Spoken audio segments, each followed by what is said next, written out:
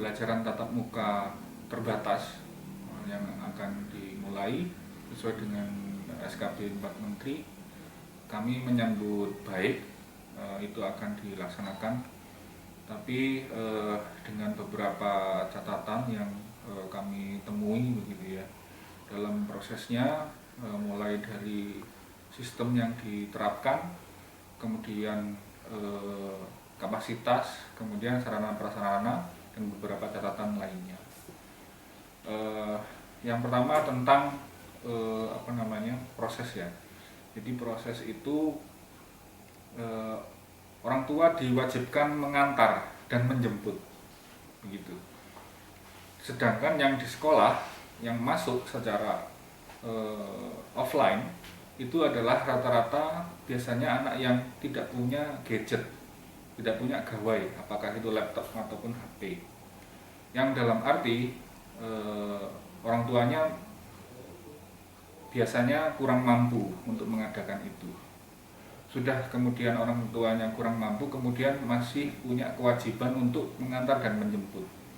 Memang standar operasional seperti ini untuk pelaksanaan PTM, orang tua harus mengantar dan menjemput, memang kita pahami, karena supaya anak kemudian betul-betul diantar sampai ke sekolah dan pulangnya juga tidak kemana-mana, itu juga langsung pulang oleh orang tuanya.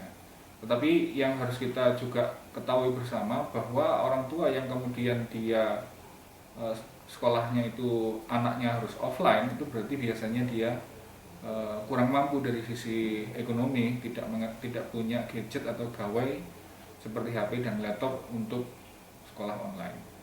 Padahal pasti biasanya gitu ya, mereka harus bekerja, apa kemudian tiap hari mereka mengantar bekerja. Jadi ini juga harus disolusikan dengan baik, dipikirkan dengan bijak untuk hal itu. Kemudian yang kedua mengenai pemahaman tentang 50% atau 25% siswa. Itu juga harus dipahami secara bersama, karena ada yang memahami itu per kelas, ada yang memahami itu keseluruhan siswa, kemudian bisa dibagi per kelasnya, itu jadi kebijakan sekolah masing-masing. Tapi juga kami pahami itu melihat situasi dan kondisi dari sekolahnya.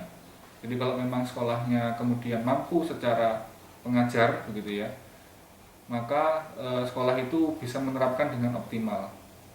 Jadi kalau biasanya ada yang kurang pengajarnya gitu ya, biasanya bisa dirangkap dengan ketika online, tapi ketika offline mereka juga kekurangan pengajar. Nah ini biasanya terjadi di sekolah swasta yang kekurangan pengajar itu. Kemudian yang berikutnya adalah terkait sarana prasarana.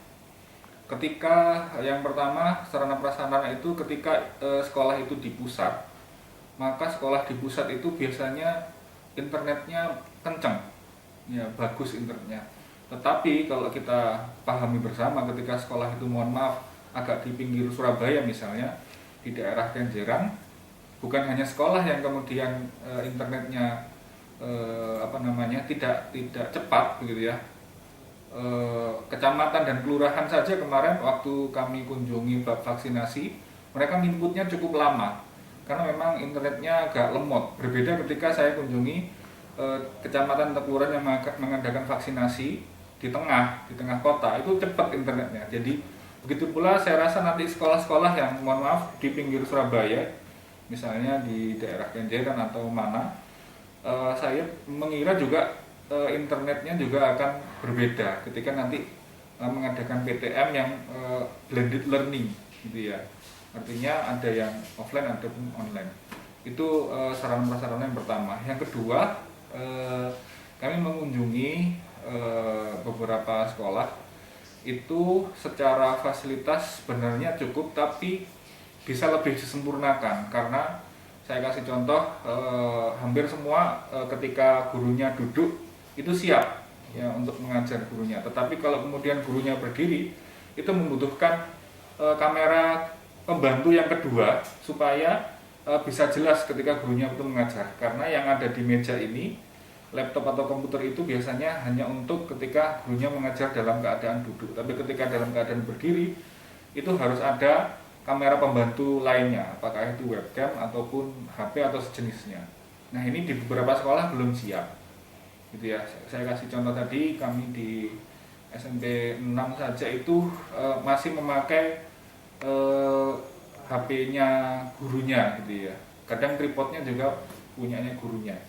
Nah ini mungkin kami juga pahami anggaran Dignas itu juga terbatas. Ketika ditanya pasti gantian Pak ya mengadakannya. Tetapi dalam hal ini juga kebutuhan yang esensial, karena untuk anak-anak yang belajar di rumah pakai online itu membutuhkan kamera itu. Karena ketika misalnya kamera yang di meja itu cuma digeser begini saja, terus gurunya mengajar di papan, itu sudah mulai kurang layak sebenarnya ketika dipakai. Harus ada kamera membantu keduanya. Nah kemudian sarana dan prasarana lain yang belum kami temui, saya beri masukan tadi, namanya oximeter. Jadi masih hanya temperatur, untuk ngecek temperatur, suhu badan, kemudian cuci tangan dan sebagainya. Kalau tadi saya kasih masukan, kalau bisa mengadakan oximeter, karena oximeter ini juga mengecek saturasi oksigen dalam anak, gitu ya. Sehingga ketika meskipun temperaturnya baik, gitu ya, tapi ketika saturasinya sedang turun, maka sebaiknya anak itu juga dipulangkan atau ditaruh di UKS dulu untuk diberitahu orang tuanya agar dijemput, diantar ke puskesmas misalnya. Jadi itu beberapa sarana prasarana yang mungkin saya beri masukan, dan mungkin ini tidak merata di semua sekolah, tetapi insya Allah hampir semua sekolah siap untuk mengadakan PTM, terutama PTM untuk SMP. Dan kami juga paham bahwa kenapa kok hanya sampai SMP, SD itu pun karena vaksinasi yang telah diberikan ke anak-anak itu harus sampai usia 12. Nah 12 ke bawah itu belum. Nah 12 itu SD kelas 6 ya. Nah sedangkan untuk SD kelas 1 sampai kelas 5 ini belum. Selain juga secara untuk mendidik, gitu ya, memberitahu agar mereka bisa taat prokes dan sebagainya, itu lebih mudah ketika usia SMP daripada usia SD. Bisa jadi ketika anak-anak kita masuk, gitu ya, mereka bermain misal tuker-tukeran masker, gitu ya, padahal itu tidak diperkenankan. Mungkin itu catatan saya terkait pembelajaran tatap muka terbatas yang akan dilaksanakan tanggal 6 September ya, hari Senin besok insya Allah, tapi hanya untuk SMP, dan itu baru 25% yang akan dilaksanakan secara bertahap demi tahap agar bisa dilaksanakan dengan baik di Surabaya.